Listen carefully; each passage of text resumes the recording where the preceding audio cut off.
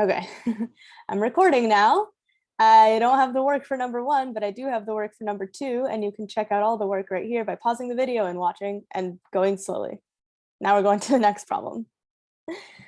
So we left off with this one yesterday, and let me be clear, you will not be responsible for this type of shape on your test, but it could come up on the EOC. So we're going to review it anyways, even though it's not on your test, it might be on the EOC. So we still want to review it. Now, I mentioned this type of shape a little while ago, and then we kind of didn't review it again. Does anyone remember what this shape is called?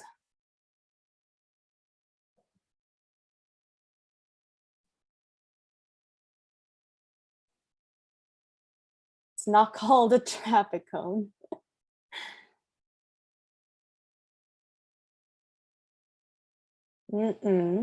Starts with an F.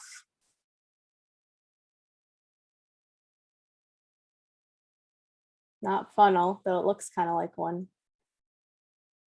Okay, we don't remember. That's okay. This is called a frustrum. Let's just call it frustration so we can remember it. Yeah, there you go. No, it's called a frustrum, and it's basically a cone with its head chopped off. It's a cone without the top. Okay. Now, a frustrum it's interesting, right? Because it's got 2 circles. It has a circle on the top and it has a circle on the bottom. But the circle on the top is smaller than the circle on the bottom. So they have different radii. So we have what's called like the larger radii and the smaller radii, or the larger radius and the smaller radius. So in this case, the radius on the open side is 10 centimeters, and the radius of the upper base is 4 centimeters. So the radius of the open, this is a hat, so it's open on the bottom. The radius of the bottom is 10. The radius of the top is 4. And it tells us that the slant height is 15. Cool. Now, there is a formula for surface area. And let's actually think about what we're adding up together, right? Because before I give you the official formula, let's just break it apart. What is this made up of? There's 3 parts to this, if I'm finding the surface area. Kind of a cylinder. We're not going to call it a cylinder, but it's the outside portion. What do we call the outside portion?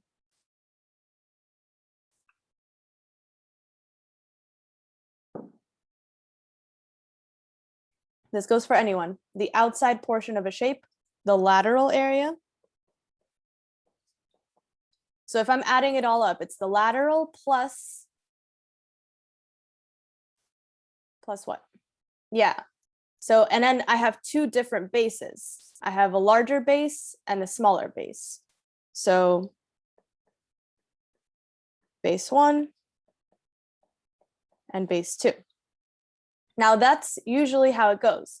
But in this case, it's a hat, and we're trying to figure out how much material is used. So which of these 3 do I not count?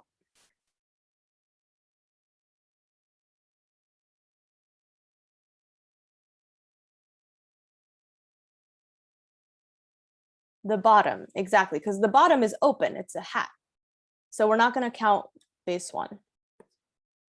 Just the top, base 2. Now, the lateral has its own formula. Let me write it down. The lateral area is pi times r plus r times L. Little r is the small radius and big R is the big radius. So let me actually make this a uppercase R. Also, no, it's not a flower pot. It is a hat. It is a hat. So that's my lateral area. And again, this will not be on your test, but it could come up on the EOC. So it's something that I'm still going to include, and you can include it in the list that you want to memorize as well. Then, what is the area of the base, of the top? That part you guys can know on your own. What would that be?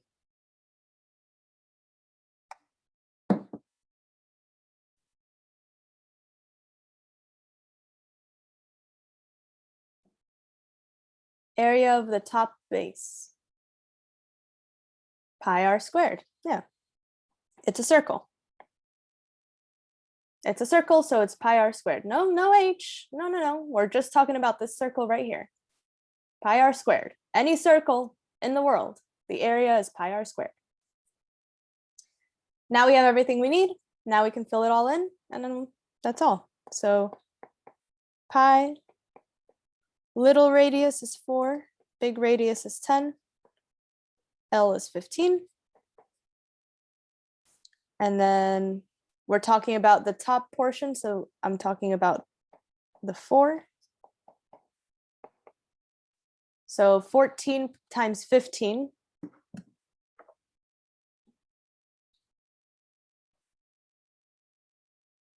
$226. Oh, that's the total. Yeah. 14 times 15 is 210. And then 16. I get 226 pi. Rounded to the nearest tenth. That's going to be 709.6 centimeters squared. That's okay, Janelle's. So again, frustrum is not going to be on your test for Friday, but the lateral area of a frustrum, it's not too bad. It's not too bad. Just keep in mind that you probably, this will be included in the list for the EOC. Any questions on this one? I got another question. What's your question now? Did they make a random words? Mm-mm. What is a frustrum? This. Why can't they call it frustration? Because that's already a word. But this is what this gives us, frustration. Well, it's not that hard though. Look, this is not that hard. You guys can totally do this on your own. Sure. Mm-hmm. So much complaining.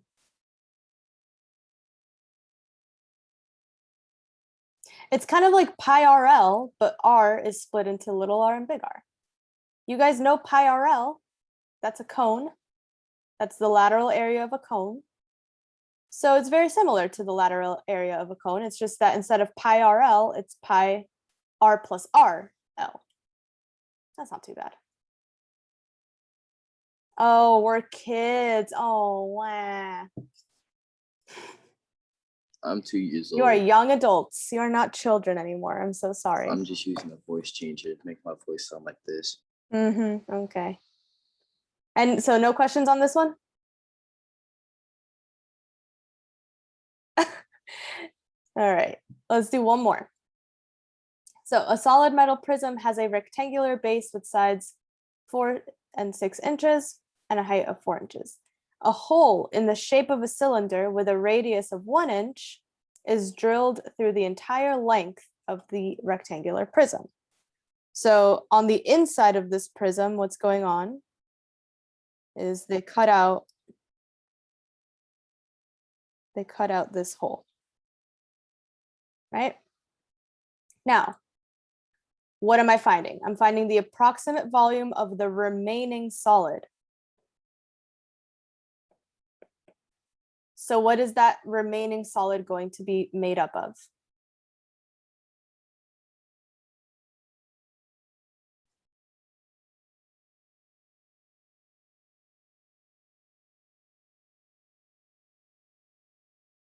The volume.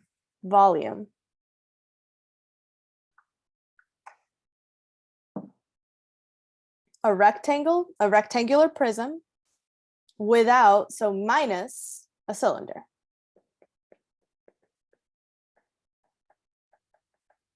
So this one's a little different, right? Because we're not adding two things together, we're taking away. We're taking away that prism, that cylinder, I mean. So volume of a prism. Easy. What's volume of a prism?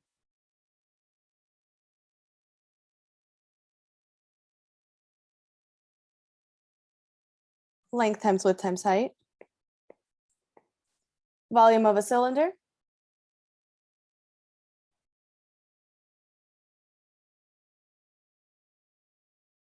Pi r squared h. Good.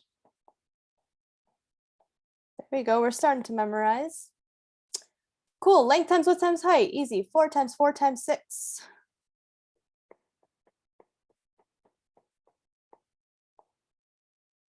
What's the radius? 1. What's the height?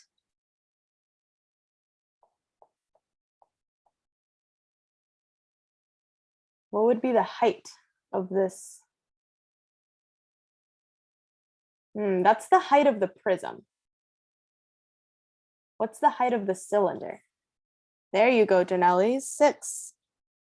The height of the cylinder is this portion right here. And that portion is the same length, right? Because it goes in one end of this prism and it goes out the other end. So those two are the same. So it's 6.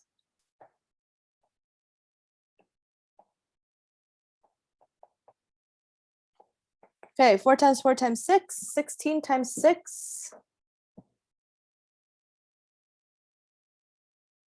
I get 96 minus 6 pi, and it looks like we're going to have the approximate area or approximate volume. So 6 times 3.14 gives me 18.84. So let's see, 96 minus 18.84, 77.16. Answer choice B. So this part, make sure you understand where the 6 comes from. The height of the cylinder, it's kind of sideways right now, but if you stand it back up, the height is going to be 6.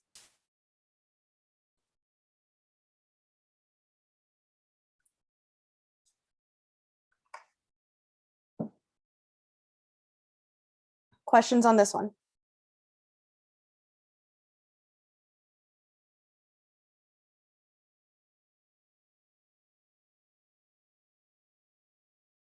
No?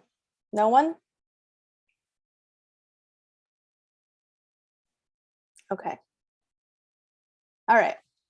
I think that's it for this. Yeah. So now I just have kind of a lot of throwback questions. We've seen some of these before. Some of them might be new, others might be old, but either way, they're all good review. These are kind of like, today is going to be focused more on like the basics.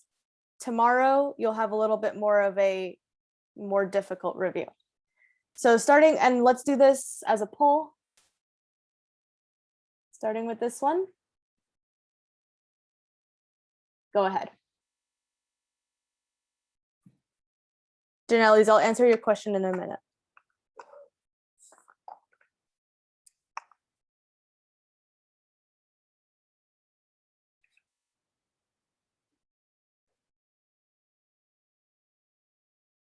Yep, I'm aware, Janelle's. I'll answer your question in a minute.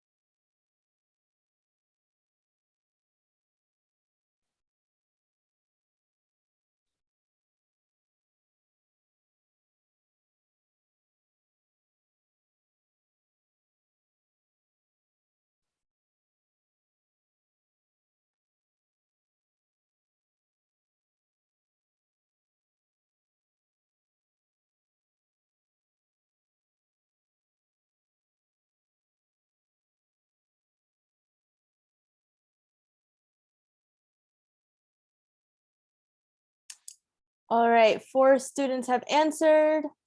Get your final answers in 30 seconds.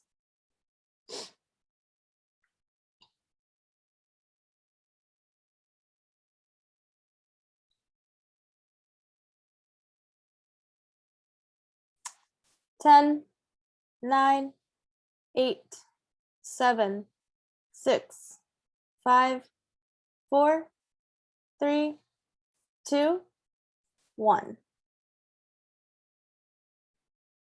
All right, answers all over the place. Not good. Let's do this together. A cylinder has a volume of 300 pi cubic centimeters and a base with a circumference of 10 centimeters. What is the height of the cylinder? The volume is 300 pi.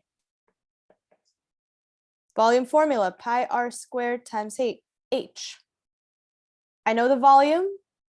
I'm looking for height. I don't know the radius. I have to figure it out. But if the circumference, we know circumference is 2 pi r. If the circumference is 10 pi,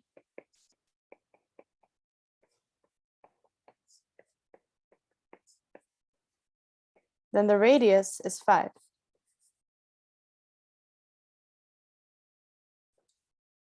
Questions on that part? The radius is 5. I can now plug everything in that I need. 300 pi equals 5 squared times pi times h. So 300 pi equals 25 pi times h. I divide by 25 pi on both sides. My pi's cancel out. And 300 divided by 25 gives me 12. There shouldn't have been any decimals at any point. You get a straight up 12 and that's it. Positive 12, no decimals anywhere, because all of these pi's cancel out. So if you went and you had to plug in 3.14 every time, then you probably got a decimal close to 12, but you probably didn't get the same exact answer.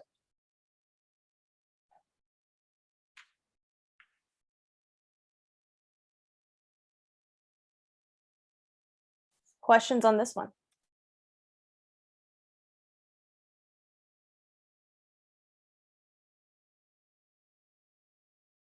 A lot of students chose D.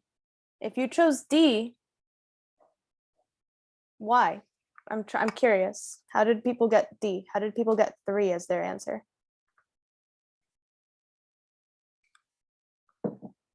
I'm assuming you did 5 squared equals 10 by accident, and then 300 divided by 10. No, but that would give you A.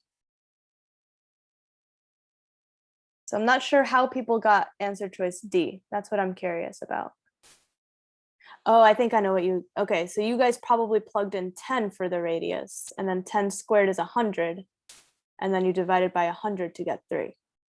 So that's why it's super important to read the question. This was not the radius, this was the circumference. And if you have the circumference, you could figure out the radius, and then from there, plug it in. So this is a very classic question. This is not I would not consider this a difficult question. So if you got this one wrong, I think it's very important to just make sure that A, you're reading things correctly, and B, you're asking me questions if you're stuck. Don't just pick a random answer, because at this point, you need to make sure that you understand how to do this. It's your responsibility to make sure you understand. So if you're not asking me questions, which this class is really bad, you guys are really bad at asking questions. No offense, but like, you guys just like to sit there and watch me do things, and you don't care to ask me anything, which is a problem, because if you're staring at the screen and you're lost, then you're not taking the responsibility to make sure you understand. I can't guess what's going on in your head. So to answer a question I got in the chat about tomorrow, Janelle's asked or pointed out that tomorrow is bring your child to work day. Cool, awesome. Go to work with your parents, have fun. But after school, you're going to do work for me, because y'all have a test on Friday and tomorrow's the last day to study for it. So what's happening is tomorrow, I'm also not going to be here actually. And my plan is to give a review worksheet that everyone's going to work on during class, and it'll be due at midnight. So those of you who are not in school, not going to be in school tomorrow, that's perfectly fine. You can do it once you get home. But it has to be done by midnight. And the way it'll work is it's a worksheet. You'll do it on a separate sheet of paper, and then you'll send me your answers. So I have to see a picture of your work so that I know that you did it.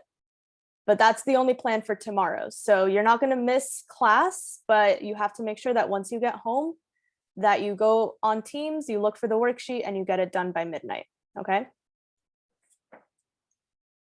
All right. All right, next one. The diameter of a basketball is approximately 9.5 inches, and the diameter of a tennis ball is approximately 2.5 inches. The volume of a basketball is about how many times greater than the volume of a tennis ball? Go ahead and get started.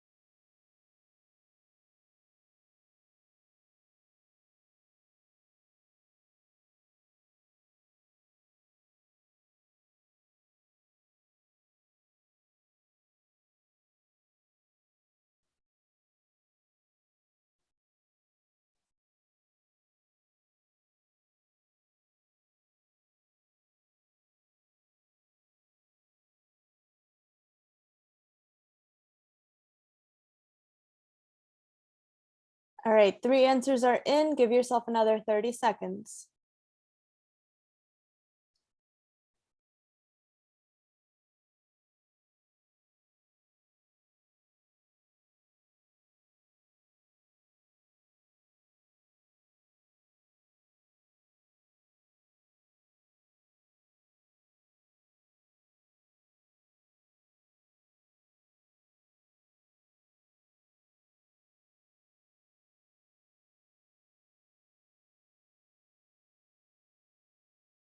All right, 10, 9, 8, 7, 6, 5, 4, 3, 2, 1.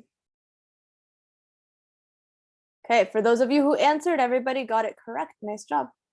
Let me show you. 100%. Okay, so but I'll still go over it. We did do this before, yeah. So, oh, and I'm sorry, Jalen, I didn't see your picture. It was covering the chat, so I wasn't looking at the chat. But let's go ahead and look through it. So the diameter is given to us, but the radius is half of that. So 9.5 divided by 2, I get 4.75. And 2.5 divided by 2, oops. 2.5 divided by 2, I get 1.25. Then I'm finding each volume. So volume of a basketball, 4/3 pi r cubed. So that's going to be 4/3 times 4.75 cubed times pi. And you should get 142.89 pi. Then for the tennis ball, same formula. 4/3 times 1.25 cubed times pi. And for that one, you should get approximately 2.6 pi. So now I have the two volumes, tennis ball and basketball, and we're finding how many times greater is the basketball than the tennis ball. So what are we doing? We're dividing. So I got to do basketball divided by tennis ball. 142.89 pi over 2.6 pi. The pi's cancel out. And when I divide, I get 54.9. So it's answer choice C. Questions on this one?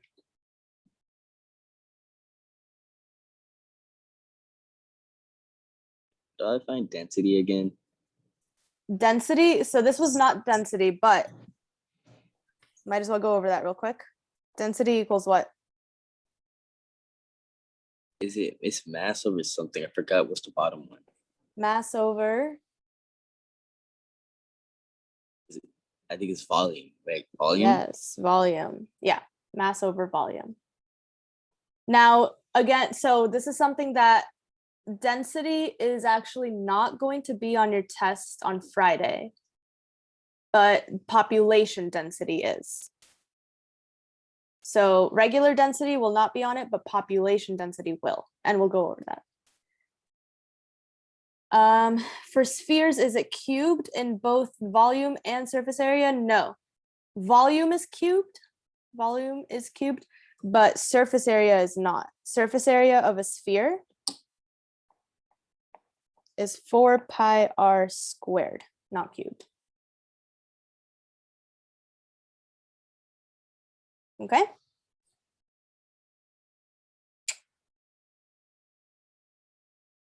Okay, yeah, and it kind of makes sense, right? Because volume, it's cubic whatever. So volume is cubed, area is squared, because area would be like square feet or square inches or whatever. So that's one way to remember it a little bit more easily. All right. Next up. Ooh, this one's hopefully pretty easy, but I definitely want to talk about this one because on your quiz it'll come up, or on your test it'll come up. All right, go ahead.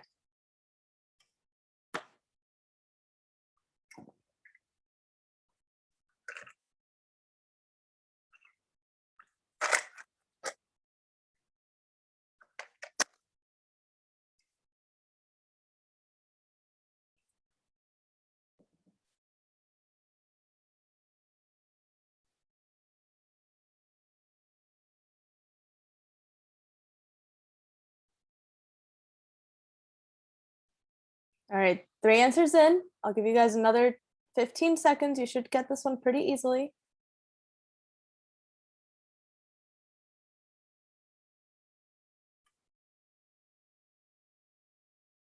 5, 4, 3, 2, 1. Okay, good. 100%. We good. But I did want to bring this up because, so, okay, first of all, it's true because of which principle? What's the principle called? Who remembers? The Italian man. Not capillary, but cavallary.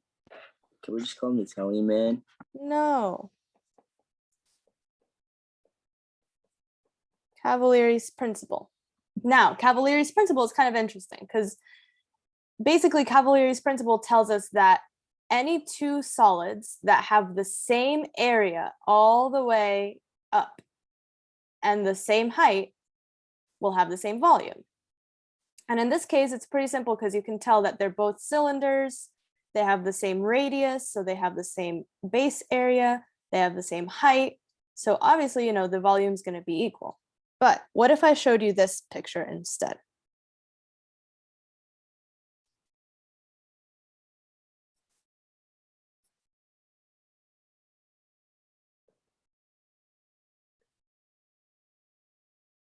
So I have a triangular prism with a height, and this is the base area.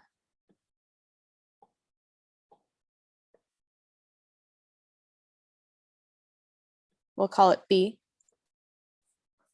And then I have a rectangular prism.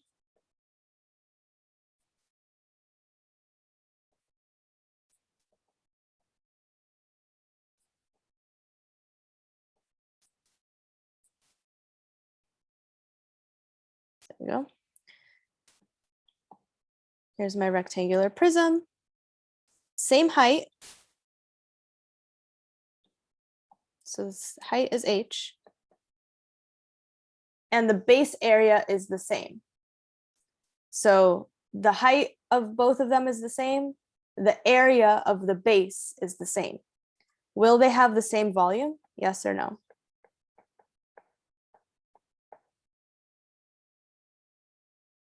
So Tyrone says yes. Perla says no.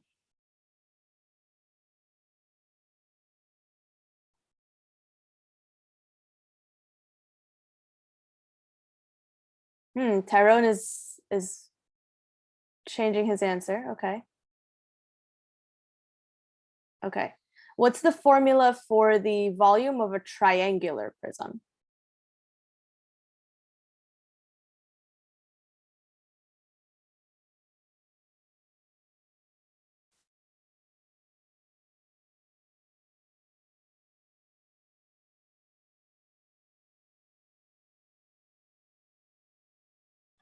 Okay, so volume is 1/2 base times height times length. Now length is the same as height in this case, so I'll put L. I'll put L for now.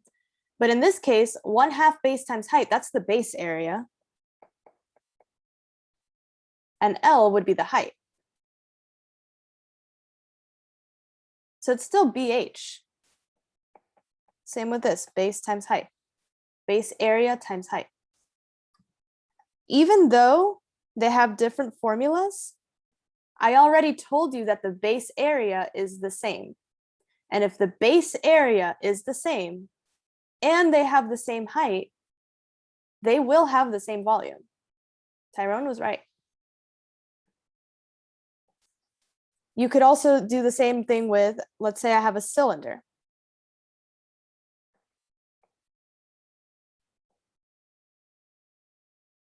I have a cylinder with the same height and the same base area. So the base area of the triangle is the same as the base area of this square, and it's equal to the base area of the circle. Even though they are each 3 different shapes, their volume is still going to be the same, because for all 3 of these, it all boils down to base area times height. So it is, yes, it's kind of like the shape the video that I showed you guys where you pour the water. But I just want to make sure that we understand why all three would be equal. Does anyone have any questions on that? As long as the base area and the heights of all three are the same, then you're going to have the same volume. Now, let me make life a little more interesting. What if this, instead of being a cylinder, what if I made it a cone? A cone with the same height. Would this have the same area?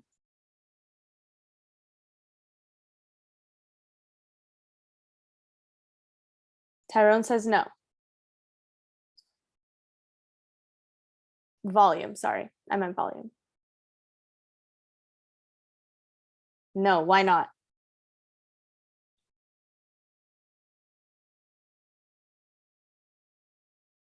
Don't talk about big or small because this is not to scale.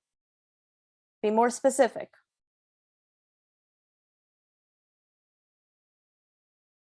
It has the same base area and the same height. Would it have the same volume?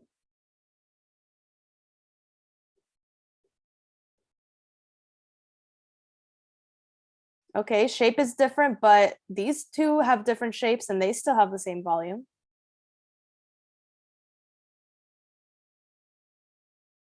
Okay, Perla, elaborate on that.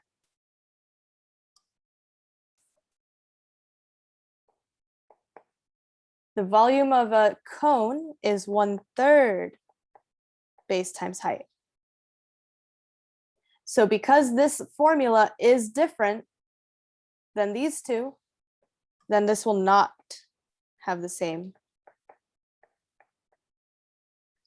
volume.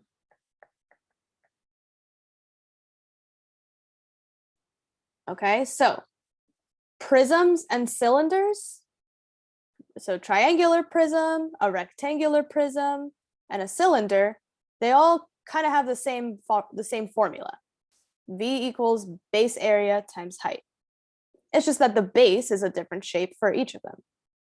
But since this is a different formula, this is 1/3 base times height, they're not going to be having the same volume. Okay, that's one thing that you might see tomorrow and you might see on your test on Friday. So are there any questions on that?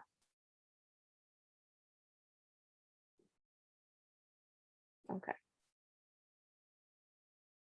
All right. Let's do another one. Ooh, rotations. This should be pretty simple for most of you. Go ahead. Wait, my bad. Okay. Go ahead. I should see 100% on this one.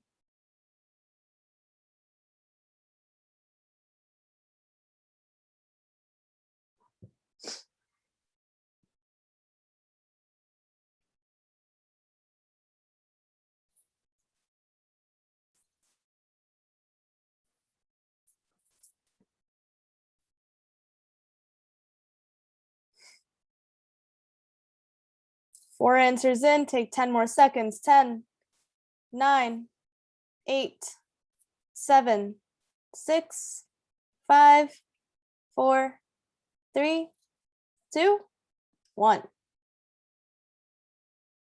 100%. It's B. All right, good.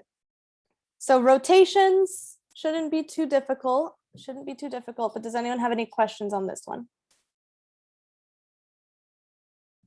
What would A make when it's around the y-axis? No, it would not make a pyramid. It will make a silo. The bottom half without having so. So what would it be called? Thank you. A would make a cylinder. What would C make? A cone. Good. And then D would make like a cone with a hole in it, kind of similar to this one. A trapecone. Technically, actually, it would make a frustrum with a hole in it. but that's for a different day. Frustration. All right. Next up, here's another rotation question. Ready, set, go.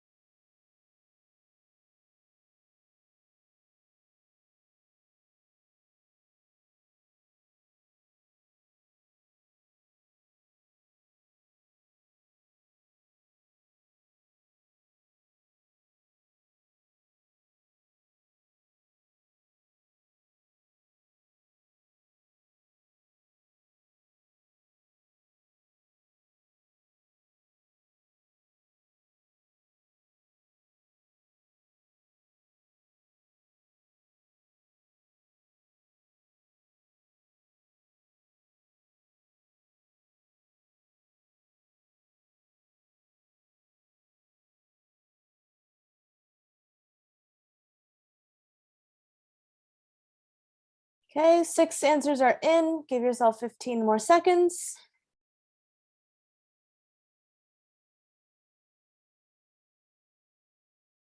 And 5, 4, 3, 2, and 1. All right, not 100%, but we were close. It is answer choice C. And let's just draw it out. So this is something that I would definitely draw out on my sheet of paper. It says a right triangle rotated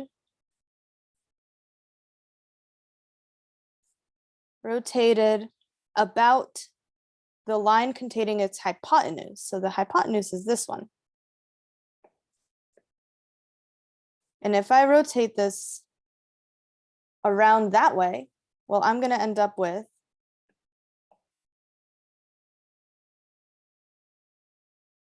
I'm basically going to end up with 2 cones that share the same base. So that's what that would look like. 2 cones that share the same base. Why not 1? The same length as the longest leg, because you don't end up with a cone. This is not a cone. A cone would be if you did it about one of the legs. So when you rotate about a leg, then yes, you end up with a cone. Whether it's this leg going horizontally, or if you go down, this way, you would also get a cone, but it would just be facing the other way. Let me move this over.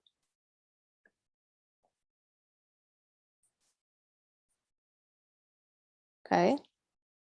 So yes, if it's rotated about one of its legs, you get a cone. But when you rotate about the hypotenuse, that's when you end up with 2 cones. Because you think about it, this is going all the way around. So I end up with something like this. 2 cones that share the same base. Questions on that one?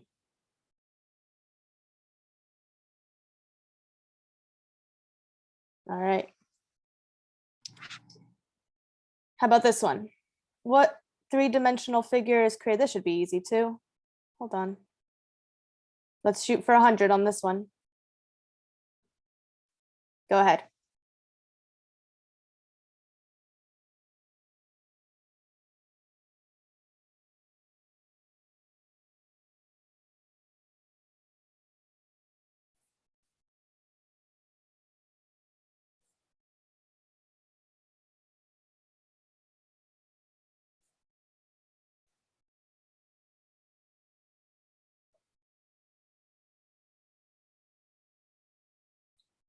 All right, 10, 9, 8, 7, 6, 5, 4, 3, 2, 1. Good. 100%. Nice job. So rotations, For the most part, a rotation question should be pretty easy, but you always just want to make sure you read things carefully because sometimes they pull a trick on you and you got to make sure that you read it correctly. Any questions on rotations? Okay. Now, cross sections. So cross sections, the figure shows a plane slicing through a cone. The plane is neither parallel nor perpendicular to the base of the cone, and the plane does not intersect the base of the cone. What is the shape? Here we go.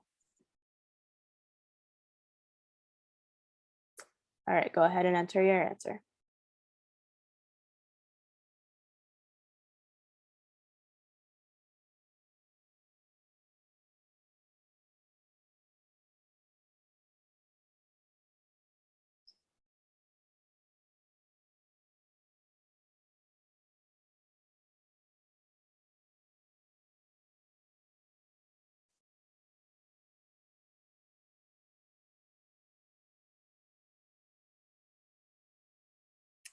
Good, 5 answers are in, just missing a couple more.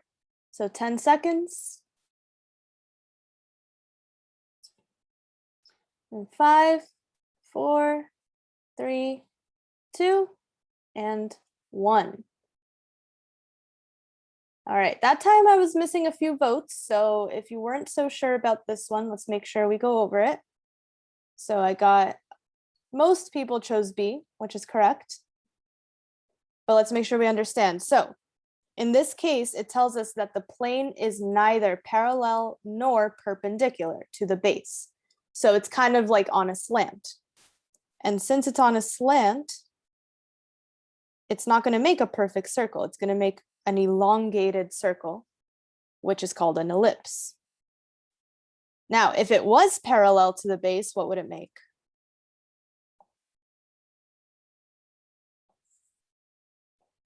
If I'm parallel to the base, what do I end up with?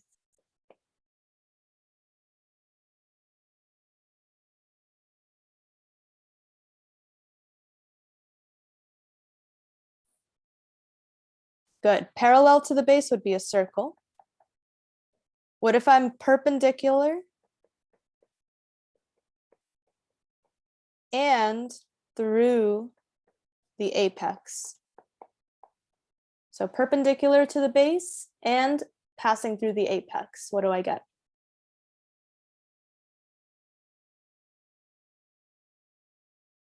Okay, good, a triangle. And then if I'm perpendicular and not through the apex, what do I get? Good, that would be a parabola. Does anyone need me to draw one of these out? Would anyone at this point like to request that I draw one of these out?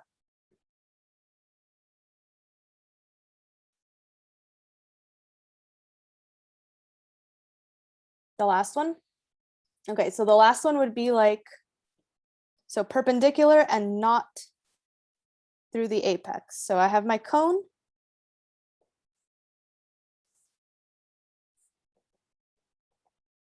And then I slice through it, but I'm going to slice through it. Let's see how I can do this. I'm going to slice through it this way. Go a little longer. Okay. So I'm slicing through it this way. What I'm going to end up with is something kind of like this. It's hard to draw it.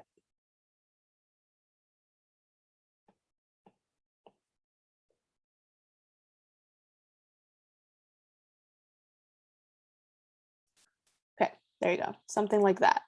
So if I kind of rotated that and made it face me, it would look like this, which is a parabolic shape. Okay. So if it went right through the apex though, this would be, it would end up being like a triangle. But since I cut it like a little bit over from the apex, that's how we get a parabola. Quite any other questions on this one?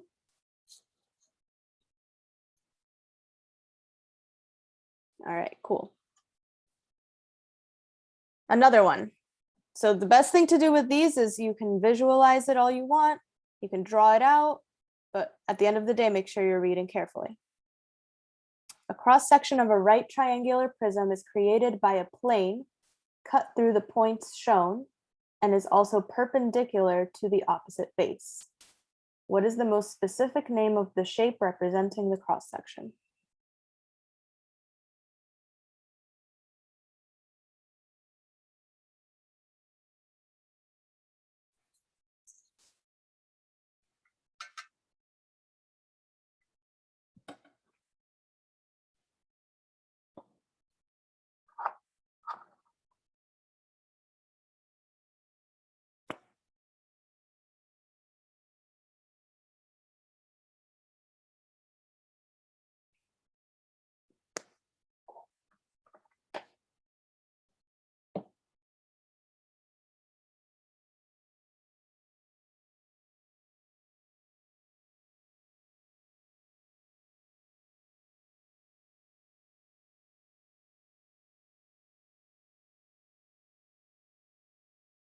Okay, this is a little bit more difficult. I'm seeing mixed answers, but I'm still missing about 3 votes.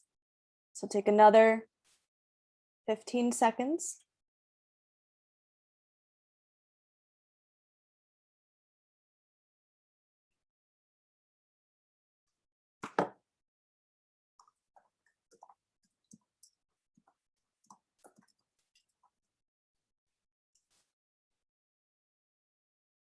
All right, get your final answers in 5, 4, 3, 2, and 1.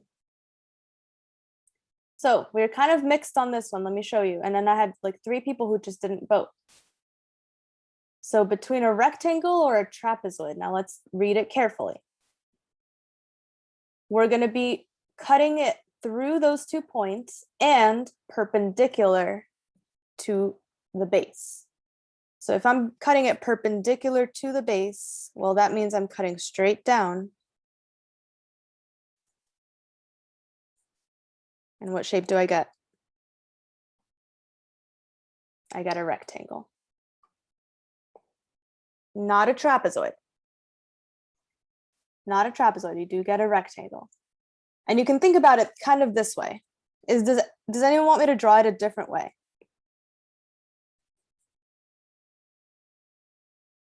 Would anyone like me to draw this a different way? No? Okay. All right, cool. So yeah, as long as you end up doing this perpendicular to the base, it'll be a rectangle. If it wasn't perpendicular, if I did it like kind of on a slant, like this, then that would give me a trapezoid. But since it told me that it's going to be perpendicular, it goes straight down and you get a rectangle. Okay. I think I have like 2 more on this and then we're done. So now word problems, no pictures, which means you can try to draw it out if that helps you. What shape is the cross section formed by the intersection of a cone and a plane, that should say plane, parallel to the base of the cone?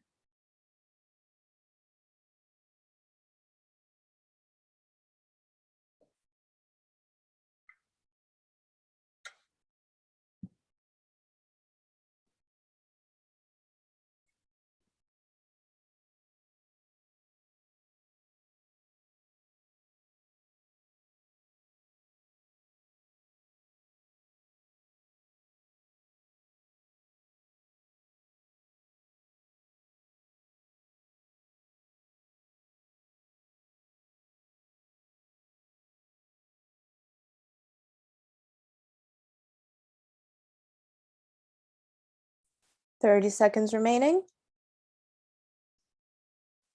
Use those keywords, read it carefully. If you need to, you can draw it out.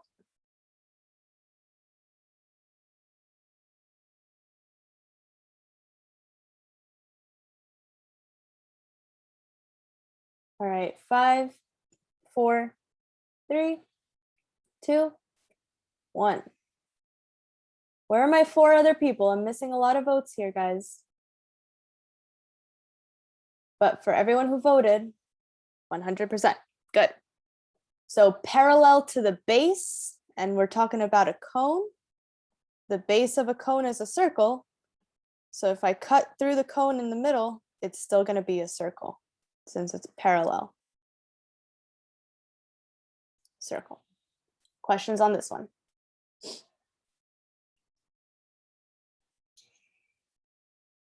Okay. Last but not least, a right cylinder is cut perpendicular to its base. The shape of the cross section is a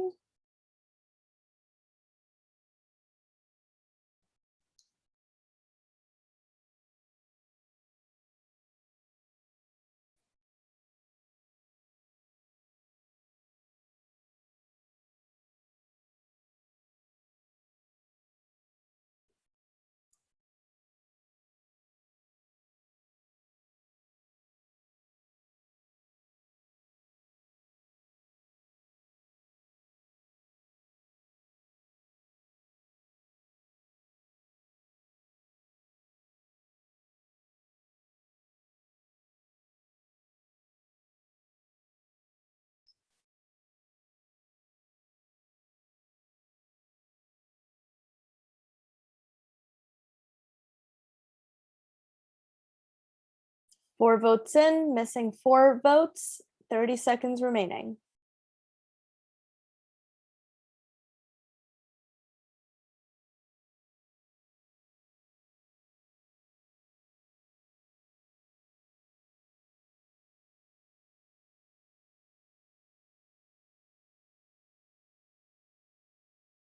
Ten seconds remaining. 10, 9, 8, 7, 6, 5, 4, 3, 2, and 1. I'm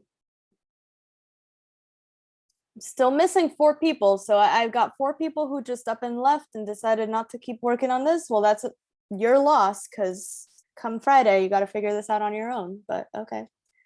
All right, so 4 people voted for answer choice C, and that is the correct answer. It was C, rectangle. Right cylinder, perpendicular to the base. Oh, I drew this really slanted, hold on. Perpendicular to the base means I'm cutting it straight down. So if I'm going perpendicular to the base, it's going to be something like that. And when I cut through, that's going to be a rectangle.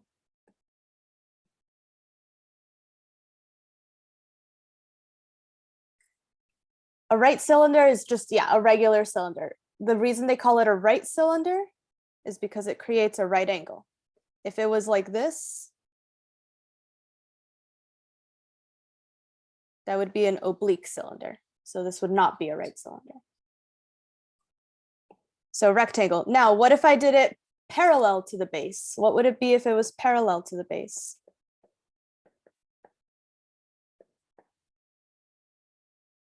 It would be A, yeah, a circle.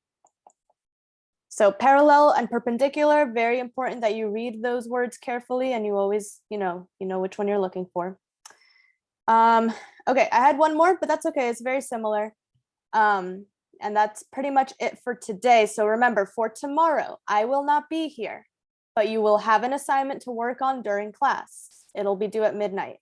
If you don't come to school tomorrow, then you can do it after school, but it's no matter what, everyone has to do it and it'll be due at midnight. All right. So those of you who are going off to work with their parents tomorrow, have fun with that and make sure you still make time to study for your test on Friday.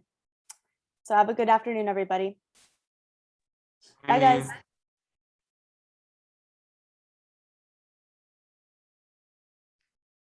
Okay. Bye. See you Friday.